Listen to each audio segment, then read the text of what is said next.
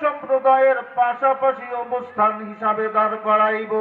তাদের পেটগুলি এমন বড় হবে, যখন কোনো মানুষ দেখবে তখন চিনতে পারবে এইগুলি হলো দুনিয়ার সুদখোর। বলেন নাউজুবিল্লাহ।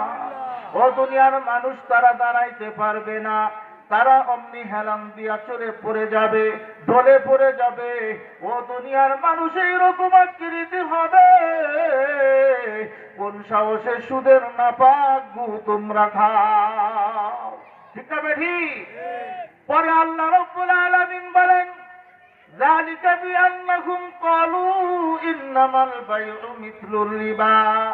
খুব ভালো করে শোনো, খায় তো খায়, তারপরও কিছু মানুষ আছে যাদের ঈমান কচু পাতার মধ্যেও নাই, যাদের ঈমান কচুর পাতার মধ্যেও নাই, ঈমানটা তলবালো করে না। তারা বলে কি জানোনি? যালিকা বিআন্নাহুম ক্বালু ইন্নামাল বাইউ মিথলুর রিবা। সকলে আগে বইলেন নাউযুবিল্লাহ। তারা বলে কি যে ব্যবসা হলো সুদের মতোই। নাউযুবিল্লাহ কইলেন না? এই কোন দিক খেয়াল আপনাদের? আমি কইছি ব্যবসা সুদের মতোই সঠিক।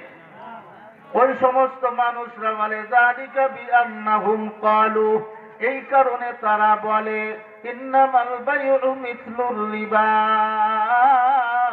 তারা বলে বেচা কেনা ব্যবসা হলো সুদের মতোই। বলেন নাউযুবিল্লাহ। আর আল্লাহ ডাক দিয়ে বলেন, নাফরমান, আমি আল্লাহ তোরে বানাইছি, আমি আল্লাহ তোদেরকে ধন সম্পদ দিয়েছি, শুধু এই সুদের কারবার করার জন্য নয়। তুই এই আমি আল্লাহর হুকুমকে অমান্য অস্বীকার করলি, এই কারণে তুই কুফরি করলি। কুফরির গুনাহ তোর আমলনামায় কাফেরের আযাব হবে। বলেন নাউযুবিল্লাহ। আল্লাহ বলেন, ও নাফরমান, আমি আল্লাহ বলতেছি, ওয়াহাল্লাল্লাহুল বাইআ ওয়া হাররামার রিবা। আল্লাহ বলেন, আমি আল্লাহ ব্যবসাকে হালাল করেছি আর সুদকে আমি হারাম করেছি। সবাই জানেন এই কথাটা? সবাই জানেন ব্যবসাকে আল্লাহ হালাল করেছেন আর সুদকে আল্লাহ হারাম করেছেন। এই কথাটা কেউ জানে? সবাই জানে? এমন আছে কেউ না জানে? যে সুদখোর, যে সুদখুরি, সেও জানে কিনা? তারপরও সুদ খায়। আল্লাহ বলেন, ওয়াহাল্লাল্লাহুল বাইআ ওয়া হাররামার রিবা। এরপরে তারপরও আল্লাহ জানাই দেন, হালাল হলো ব্যবসা, সুদ হলো হারাম। ছেড়ে দে, ছেড়ে দে, এখনো ছেড়ে দে। আমি আল্লাহ তোর পিছনের সমস্ত জিম্মাদার নিলাম। এমনটা আল্লাহ বলেন নাই আয়াতের মধ্যে যে আমি আল্লাহ মাফ করে দিলাম। জিম্মায় নিলাম, মাফ করতেও পারি না পারি, এটা আমার ইচ্ছা। ঠিক না? কার ইচ্ছা? আওয়াজ দিয়ে বলেন, কার ইচ্ছা? এরপরে আল্লাহ আবার ডাক দিয়া বলেন, দুনিয়ার মানুষ এখনো আয় আয় আয়, আমি আল্লাহর নসিহত শুনে পিছনের সমস্ত সুদি কারবার গুলি ছেড়ে দে। আল্লাহ বলেন, ফামান জাআহু মাউইযাতুম মির রাব্বিহি ফান্তাহা ফালাহু মা সালাফ ওয়া আমরুহু ইলাল্লাহ। খুব ভালো করে শোনেন, আল্লাহ বলেন, ও দুনিয়ার মানুষ, ফামান জাআহু মাউইযাতুম মির রাব্বিকুম, তোমার রবের পক্ষ থেকে উপদেশ গ্রহণ করো। যারা উপদেশ গ্রহণ করলা তারাই ফান্তাহা, তারাই বিরত থাকলা। কি থেকে? কথা বলা, সুদ খাওয়া থেকে বিরত থাকলা। আল্লাহ বলেন ফান্তাহা, তারাই সুদ ছেড়ে দাও, তারা সুদের ব্যাপার, সুদের কারবার আর কইরো না।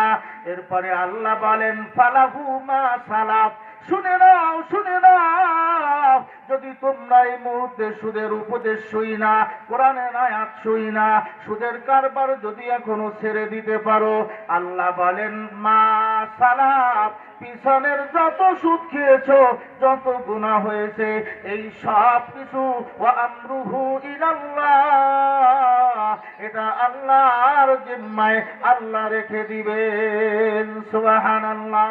কার জিম্মায়? আল্লাহর জিম্মায় আল্লাহ রেখে দিবেন। আবার শুনে নাও, আজকের নসিহত শুই না জানা, একটু কমাই দেন, হয়ে গেল বাড়ি খাইটা।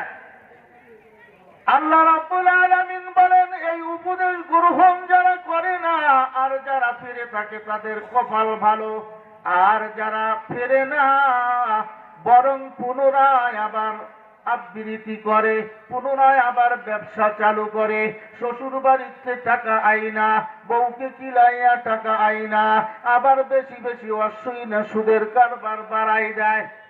আছে না এমন আল্লাহর বান্দারা?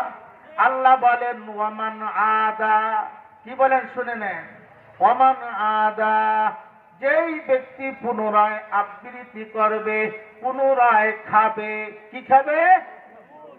গু, কয়েকটি সুদ, গু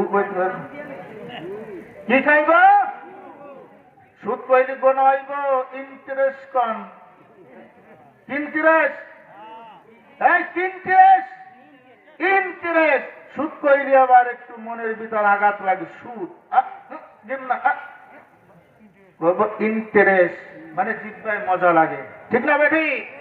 আল্লাহ বলেন ওয়ামান আদা ফাউলাইকা আসহাবুন নার, আল্লাহর উপদেশ যারা গ্রহণ করলো না, সুদ থেকে ফিরে থাকলো না, আল্লাহ বলেন বরং আমাকে ওভারটেক কইরা ওয়ামান আদা, পুনরায় আবার সুদ খাওয়া শুরু করলো, আল্লাহ বলেন ফাউলাইকা আসহাবুন নার, এই সমস্ত ব্যক্তিরা হবে জাহান্নামের, দোজখের অধিবাসী। বলেন নাউযুবিল্লাহ।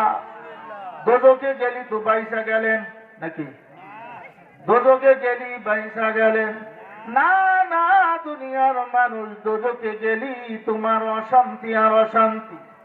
এরপরে আল্লাহ বলেন ফাউলাইকা আসহাবুন নার হুম ফিহা খালিদুন, একদিন দুই দিন থাকবো না, চিরজীবন জাহান্নামে থাকতে হবে। মুফাসসিরিনে কেরাম বলেন এই কথাটা, চিরদিনের কথাটা কাফেরদের ব্যাপারে সাব্যস্ত, মুসলমানদের ব্যাপারে নয়। কাদের ব্যাপারে?